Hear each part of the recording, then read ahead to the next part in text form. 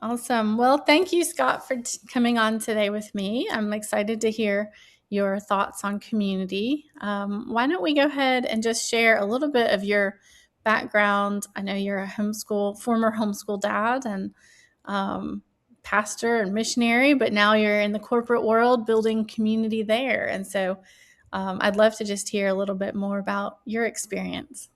Yes, absolutely, Angela. Thank you so much for the opportunity just to meet with you and just talk about how we make the educational experience better for families as a whole. I do have a master's degree in education. I've been in and out of the education world here in Georgia, but also in Ecuador, where we were serving as missionaries too. I've been in and out of the business world a few times, but it was in full time ministry as well. So there's a lot of experiences there. With all of our back and forth, we chose that my wife would homeschool our kids for most of their early years. And it was a great way for her to just continue building the bond and connection with everybody.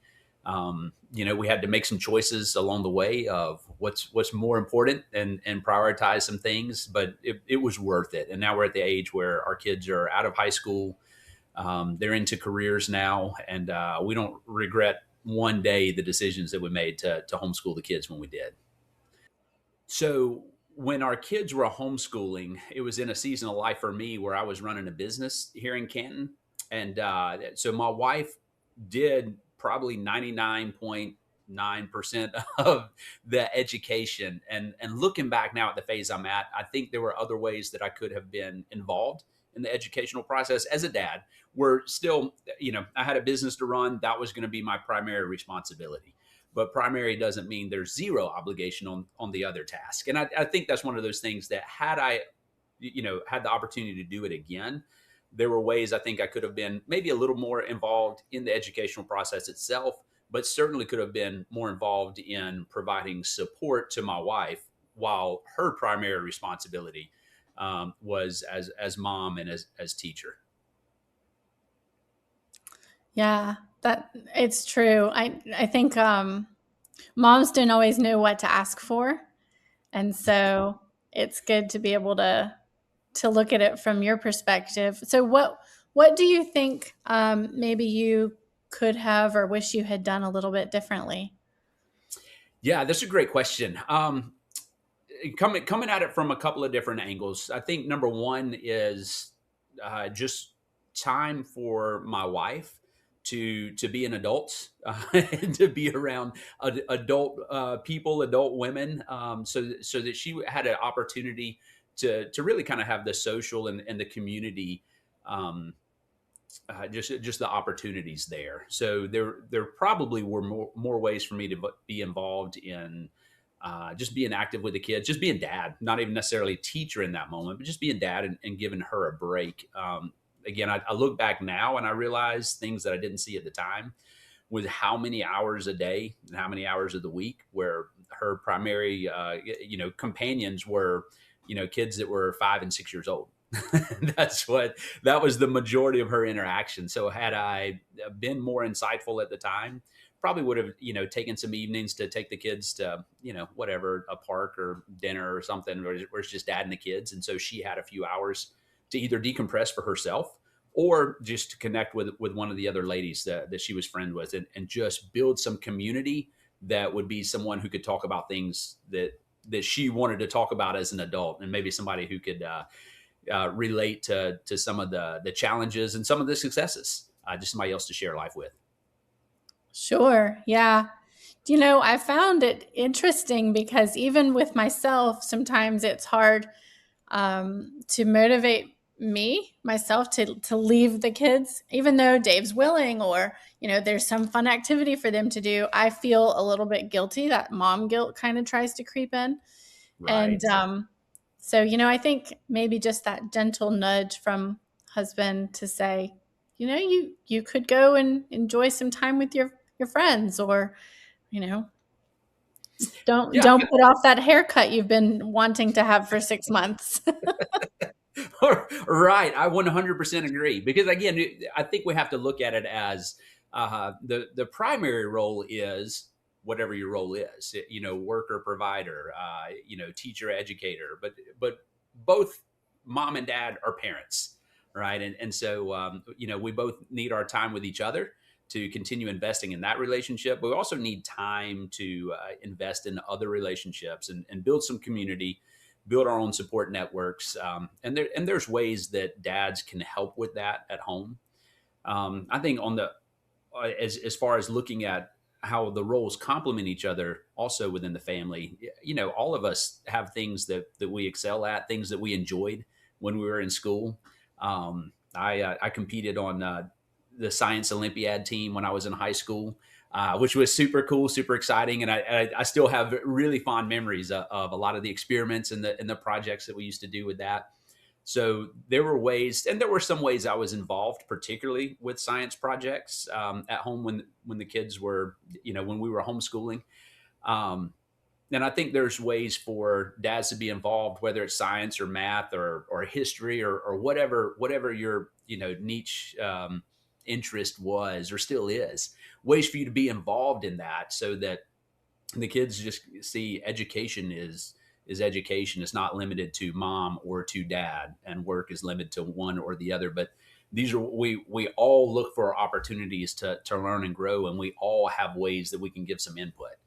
And again, there were times that I feel like I did that well as a dad and as a husband, and was able to take a project and a couple hours a week and lead the kids through that, and it gave my wife a break during that time. I think there probably could have been more ways, opportunities for me to do that, but I don't regret the times that I did in any way. It was a fun bonding experience for me with my own kids. Yep. I have a funny story about that.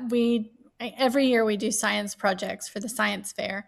And as an organizer for the science fair, there's always a lot of details that I have to do last minute. And so there was one year in particular, the kids were little, and they had done their experiments, but they needed to finish the board, the big project board. Yes. And so I asked my husband if he might help them get over the finish line, like get their boards put together. And he agreed. What a wonderful guy to do that, right? And Yes. because that is the hardest part sometimes, is finishing, right? And so um, next thing I know, he's ordered us a paper slicer,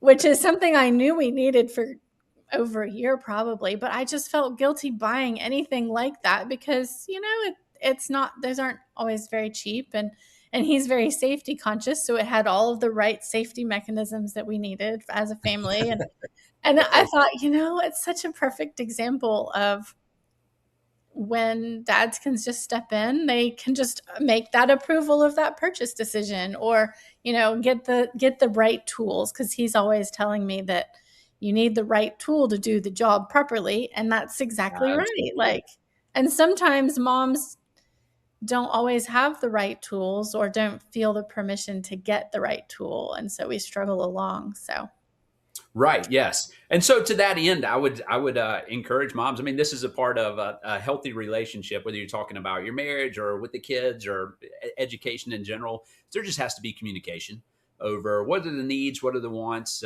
what do we have the ability to do, what needs to be put off a little bit, or what can we go ahead and do right now. So communication is always a key factor, and as parents, we should never feel guilty for wanting to make an investment in something that would make it better for our kids, whether we're talking about education or just life in general. It's an investment, and investments generally, you're looking for a return. And when you invest in your kids, there will be a phenomenal return. mm, yeah, that's great encouragement. Thank you. Yes.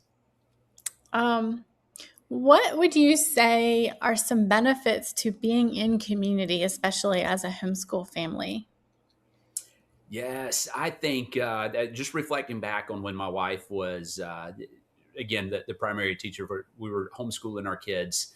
The community is you get a chance to bounce ideas off each other. Somebody is doing something that has worked well for their family, and it may be the exact thing you're trying to figure out. I have no idea what step to take next, or where even to look. Sometimes the community is just simply encouragement for one another, as you're having the frustrations at home of, all right, we've spent too much time around each other, and now we're we're having personality clashes. How to deal with that, or maybe even somebody else is just a one season ahead of where you are right now, and so they've been through this particular lesson or topic, and with kids that have unique abilities and unique needs, or they've done it with kids of different ages. How do you balance your schedule throughout the day when you have a second grader, a sixth grader, and an eighth grader at home? Because those are really unique needs as far as time needed to teach, and the content that they're learning, things like that. So a community just helps you. Number one, it's a support network. It just helps you bounce ideas off one another, provide encouragement, and a lot of times, I think particularly moms or dads of high school age students, where the kids are able to do a little bit more on their own, actually a lot more on their own, are able then to, as they're not required to spend as much time with their kids, maybe they can kind of come along and be a guide, a mentor, so to speak, for a younger mom who has kids that are really just kind of starting this journey of the homeschool process, because they've been there and they've learned through trial and error. So you can be a support to one another. You can also grab somebody else and just, even more than just being a support and encouragement, you can really kind of be a coach along the way as well.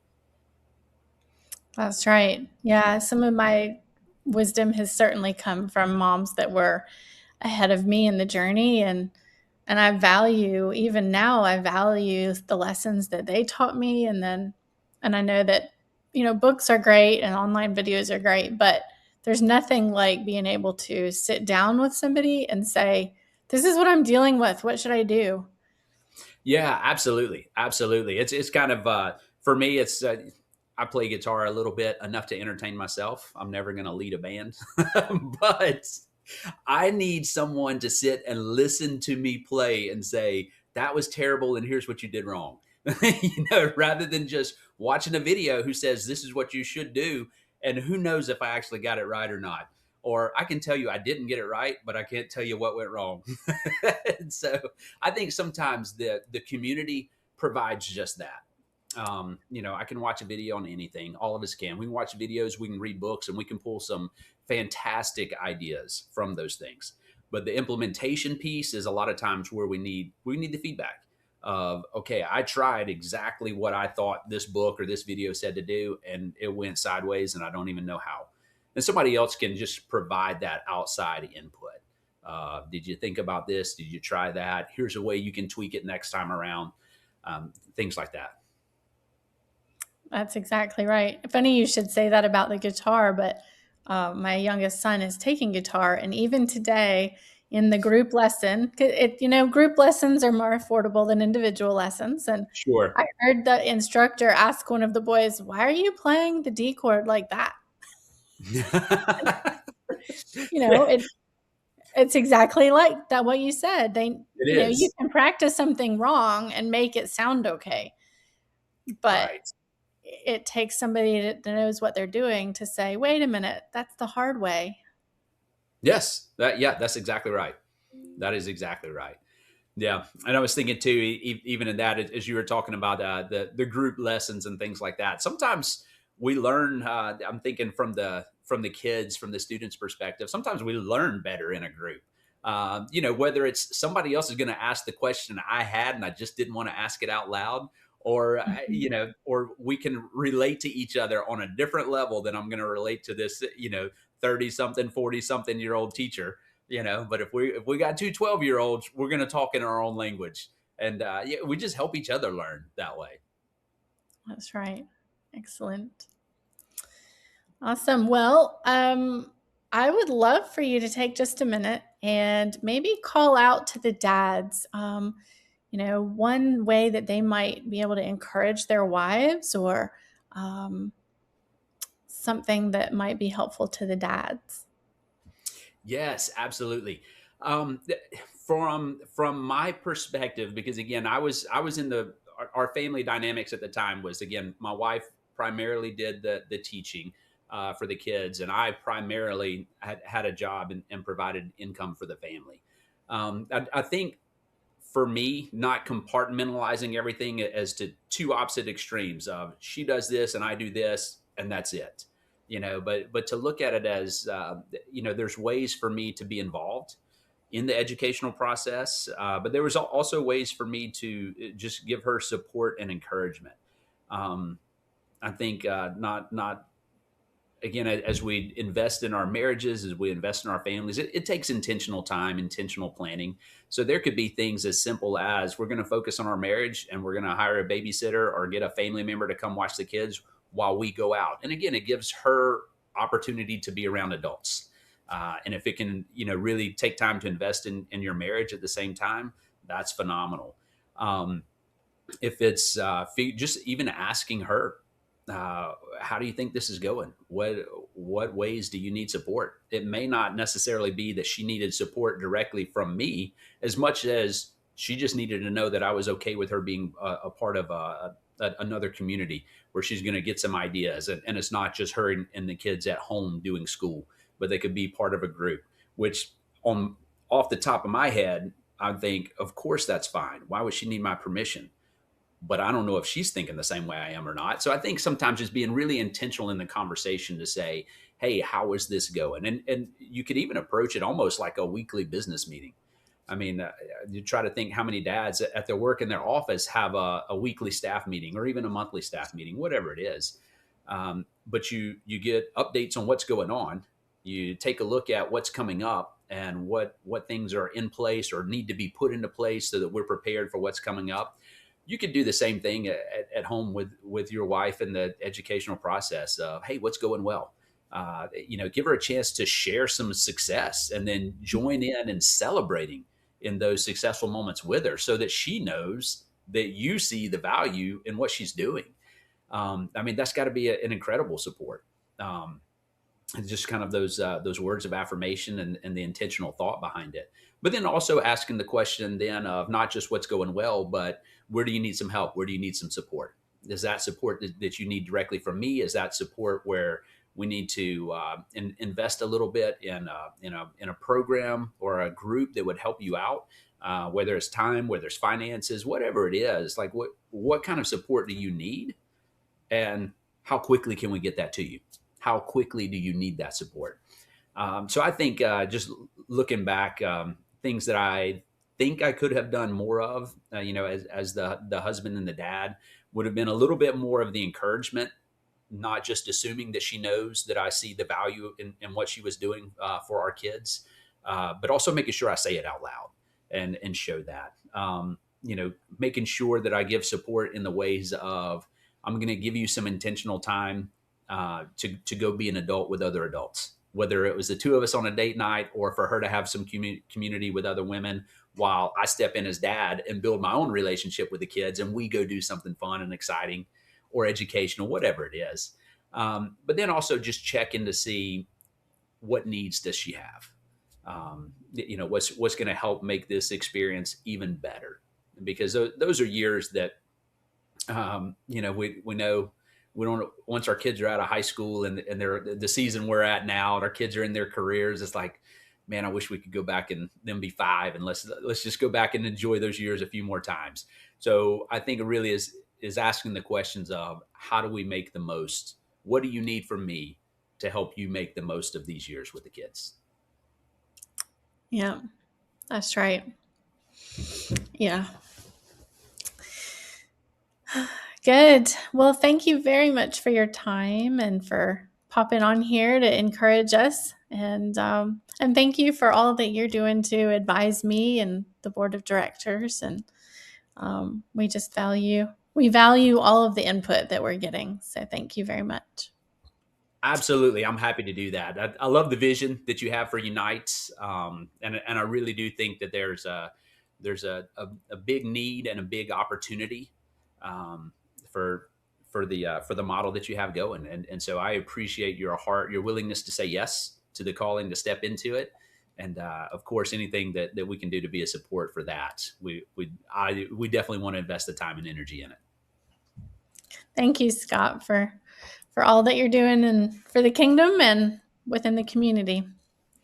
Have a wonderful day, and thank you for your time.